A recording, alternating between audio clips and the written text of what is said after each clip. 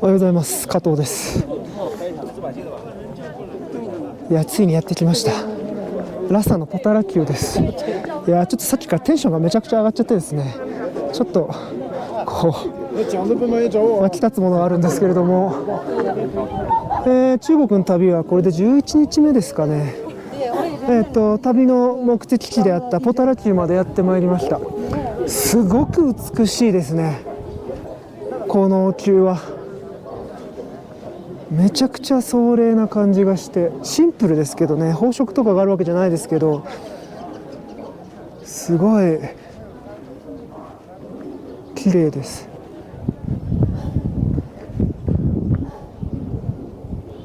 ずっと来てみたかったところなのでいやー、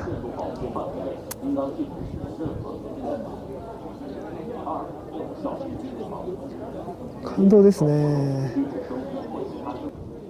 ちょっと外国人はツアーとかじゃないと来れないみたいなんで、今回僕もツアーで来てますけれども、逆に言えばツアーで来ると何の問題もなくすんなりと入れました。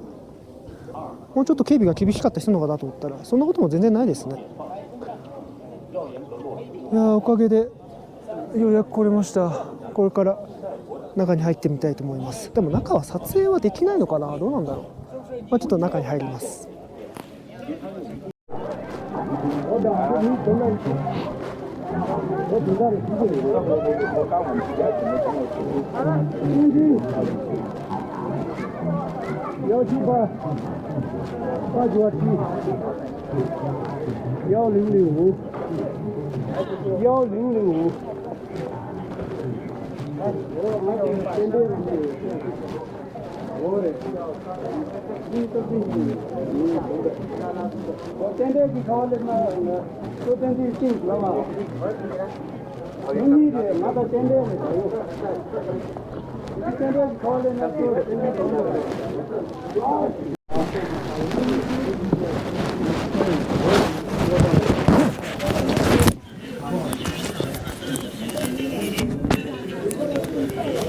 タラチュウに入りました。ここから800段ほど石段があって頂上まで登っていくみたいですね。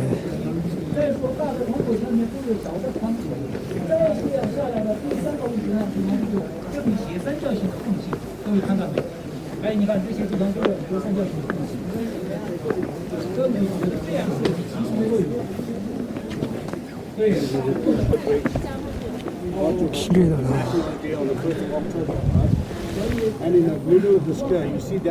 これはなんか植物を切って干して染料で染めてこういう風に建物にしているそうですね。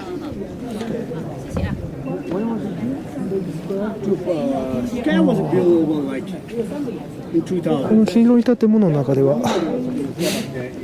仏教の教育が行われてたそうです。なんかインドを象徴しているそうで、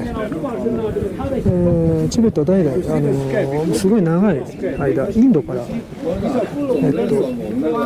仏教の先生を呼んできてたので、そういう先生たちがここに来てみんなに仏教を教えてたとなりますね。インド仏教と中国仏教とどっちが優れているかっていう論争が行われたことがあって、最終的にインド仏教が勝って、ここの仏教はインド的になっていくということになっています。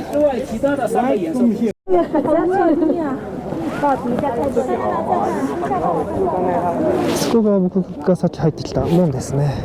一般的に使われている門だそうですけど、あっちが繁華街になります。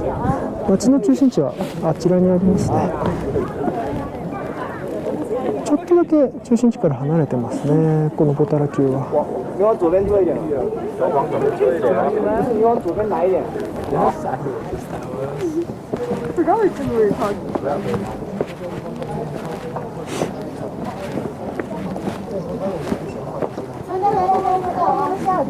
从这可以看到那个布达拉宫广场了。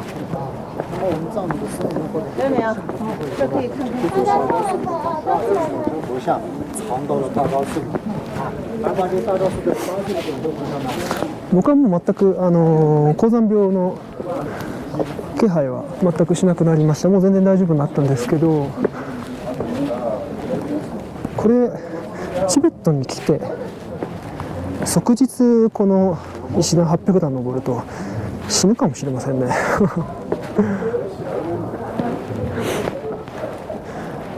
っぱ高地だなと思います。ちょっと登るだけでやっぱり息が上がりますね。いやでもすごい綺麗でいいですね。いやチベットまでわざわざ来てよかったです。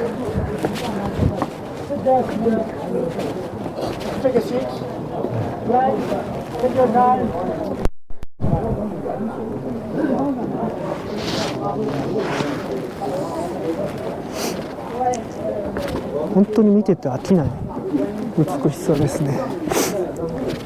この白い部分は塗り固められてますけど、今でもチベットの方々がボランティアで毎年のように塗ってるそうです。めちゃくちゃな量ですけどね、それでもやっぱりポタラ宮をとてもチベットの方々は大切にしているんでしょう。当たり前ですけど。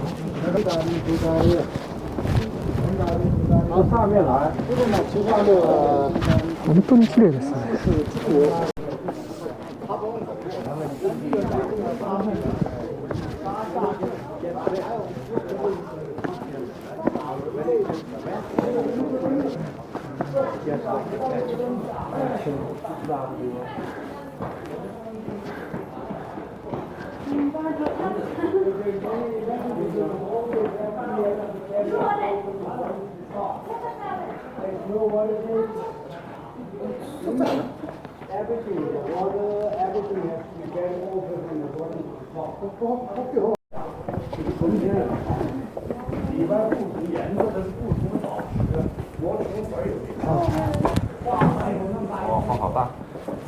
大白。上面我们这是进不大的，那不大，我们里边进了以后全程不让拍照。完了又进了佛殿以后，里边听导游讲，如果没有导游讲解，到那您能。现在有自动降解器，您刚才进来这个院子里边，说明不一样。これチベットのトイレだそうです。今トイレに来たんですけど、昔はこれがトイレとして使われたそうです。10メーター45センチの深さがあると、ここで好き勝手出してたってことですね。面白いな。なるほど。意外とトイレが綺麗ですね。お金かかってる感じします。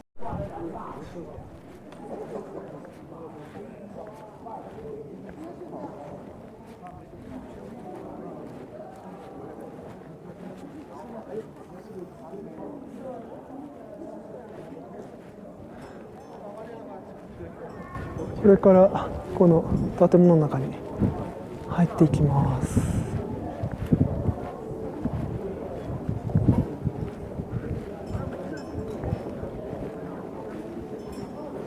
本当にすごい綺麗ですよね。このなんか高知のすがすがしい青空の中にこの白と黄色と赤の建物、あと黒のヤクの毛でできた幕ですけれども、めちゃくちゃ綺麗だなと思います。こんな綺麗な建物見たことないなと思うぐらい綺麗ですね。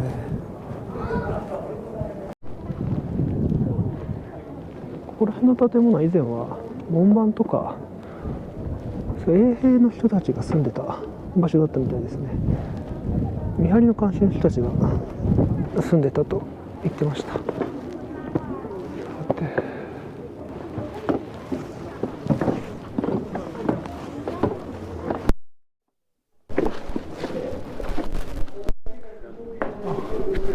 禁止ですね、撮影。ここで一旦切ります。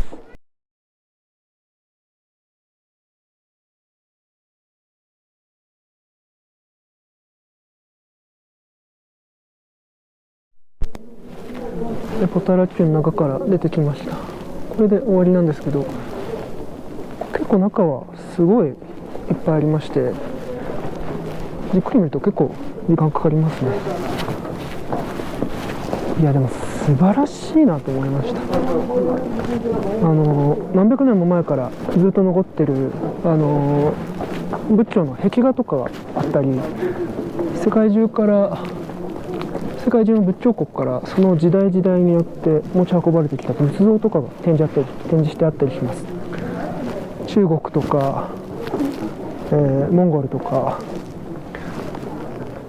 またネパールとか、いろんなとこですね。で、日本から持ってこられてるのもありました。で、あと歴代のダライラマの墓とかがあるんですけど、すごい立派で、いやー、素晴らしいなと思いました。なんか本当になんか人間が作り出した精神文化というか、宗教芸術のなんか最高到達点だろうなと思うような、本当に素晴らしいものがずっと所狭しと飾られてて、お坊さんとかが、ずっと読経というかお経を唱えてるんですけど、本当素晴らしいですね。仏教だけのものが置かれてるわけではなくて、仏教だけのものっていうか仏教のものが置かれてるんですけど、かなりヒンドゥーの影響を受けたものとか、イスラムの影響を受けたものとか、梵経とか、そういった影響を受けたものがもういっぱい所狭しと置かれてます。撮影ができないのが残念で、カメラも撮っちゃいけないんですけど、隠し撮りするしてやろうかなと思うぐらいでしたけど、なんかそういうのはさすがにやめておきましたが、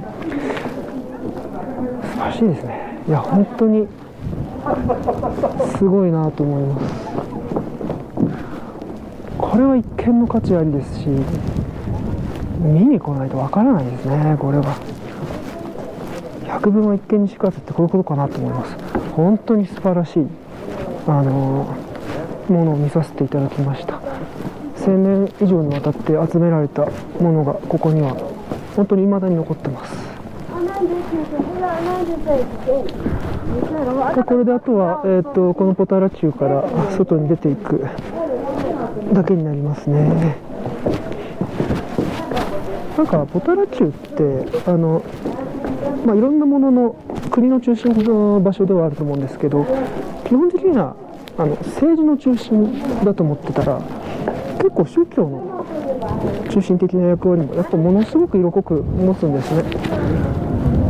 このポタラ宮の中はもうかなり、日本のお城みたいになんかミュージアム調になってて、いろんなものがずっと展示されてるんですけど、なんか枠に収まって展示されてるというか、そのまま展示されてるって感じです。いや、その割にはなんかもう至る所にずっと仏教の何かが置いてあったりするので、なんかもっと執務室とかがいっぱいあったりするのかなと思ったんですけど、なんかそういった感じではなかったです。ただこの中はもうなんか数えきれないぐらい部屋があるそうで、そういうところはなんか実際の業務とかに使われたのかもしれないですね。観光客が見るところはもう所狭しと仏像が、そういったものばっかりです。これで降りていってしまうのは非常に名残惜しいですね。朝の街並みが見えます。いや本当に素晴らしかったですね。めちゃくちゃ楽しいですこれ。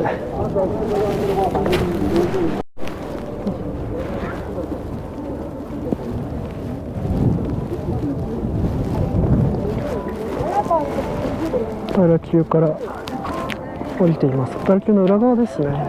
さ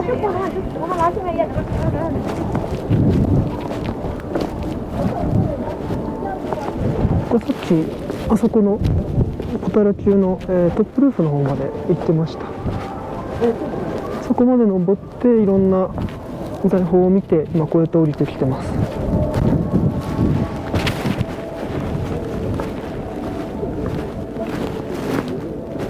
当たり前なんですけど忘れてましたけど、結構寒くてですね、ここら辺全部雪ですね。先週はすごい雪が降って積もったそうです。小樽丘の裏側の方がなんか白色が強調されてて、これはこれで美しいですね。そうやって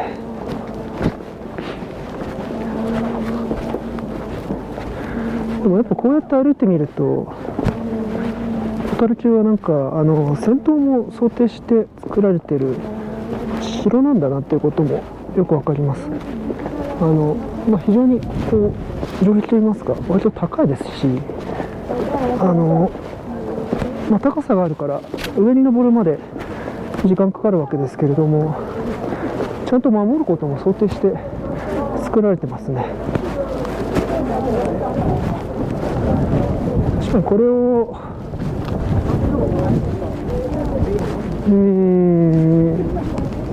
重火器が発達してない時代に攻め落とすのはすごい難しそうだなって感じます。や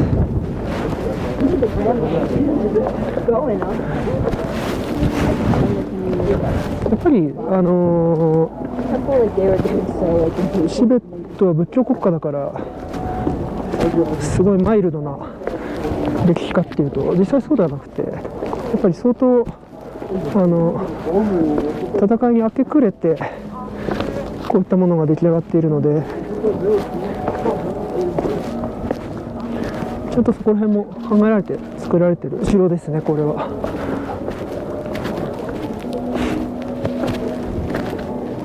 いやー、800段登った分を今下ります。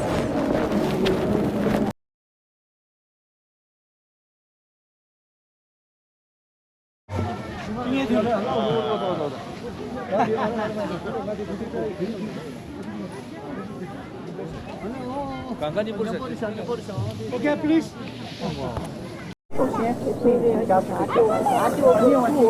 日外だけ見てた助監寺にまた来ました。これから助監寺の中に入りたいと思います。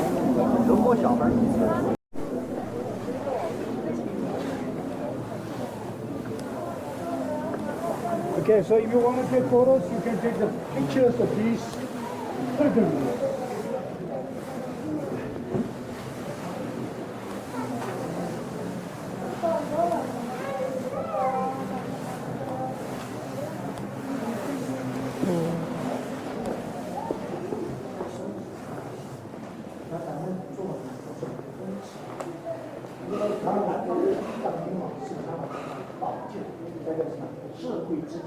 快刀斩乱麻。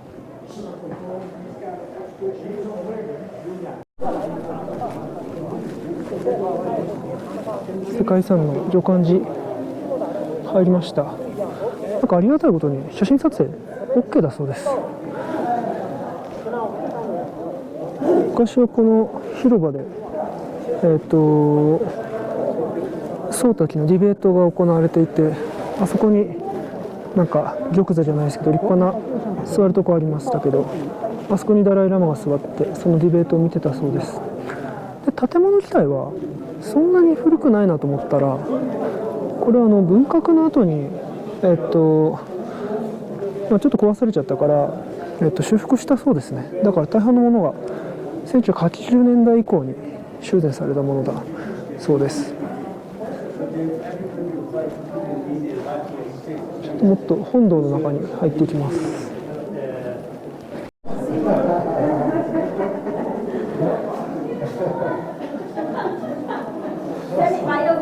一部の仏教絵画はそんなに新しくなさそうですね。この助監寺は、7世紀に建てられたものです。だからもう相当古いです。1400年ぐらい歴史があるもので、チベット仏教の中心地の一つです。で、何がすごいかっていうと、この向こうにですね、2500年前の仏像があります。それをちょっとまずは見たいと思います。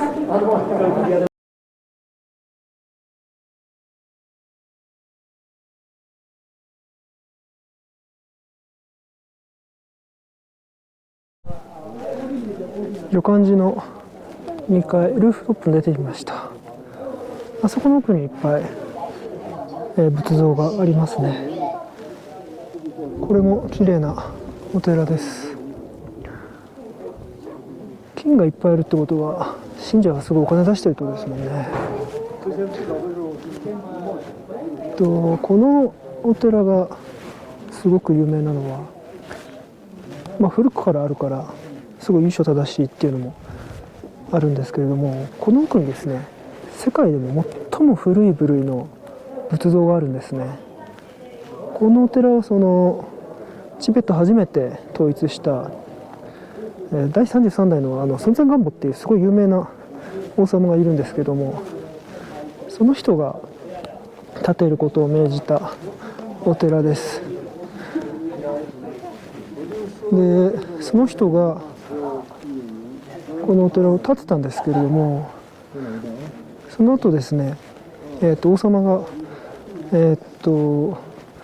当時の東王朝とあとネパールからお姫様を2人もらって2人と結婚するんですね。でその時に唐のお姫様がわざわざ当時の長安、首都である長安からめちゃくちゃ価値のある、仏像を結納の品としてこっちまで持ってきてます。でそれが2500年前からある仏像だそうです。もともとはインドの仏教の聖地のブッダガヤから、当時の長安シーアンまで持ってこられて大切にされていたものを、その東王朝のお姫様が一緒に持ってきて、600年代か7世紀にここに安置したそうです。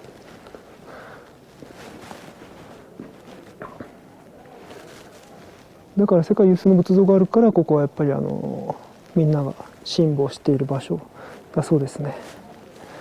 でもさっき見てみたら7世紀のものの割にはやたら新しいなと思いまして、なんでかっていうと信者がですね、毎回お金を出して上から塗料をずっと塗り続けてるんだそうです。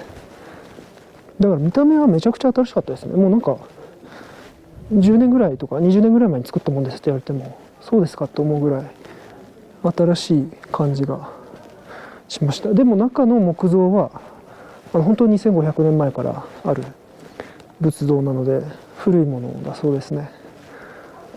で建物の中も文革で壊された部分が多いから割と後々修繕されたって聞いてましたけど、部分建物の枠とかそういうとこも7世紀のままで、装飾も7世紀の木彫りがまだ残ってたりとか、すごい古い建物であることがよくわかります。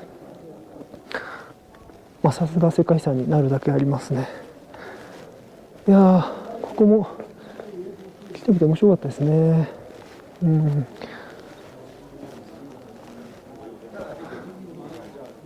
綺麗ですね。というわけで今日のところはこれで終わりにいたします。11日目かな、中国の旅も11日目、これで終わりにさせていただきます。小さい頃からの夢だったチベットのポタラ宮と、この常観寺来ることができてすごい、感動した一日でした。じゃあ、ありがとうございました。失礼します。